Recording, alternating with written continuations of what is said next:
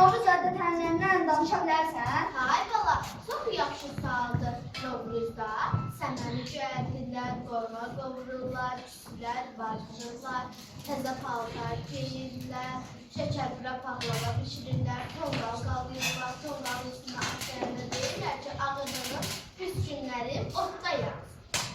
Salam ay Gülgün nənə. Yaz gəlibdir çəmənə, düş sandığın üstündən pay ver cinənə mənə. Elə bala, yaxşı yadıma saldı. Sizin üçün yumurta rəngləmişəm.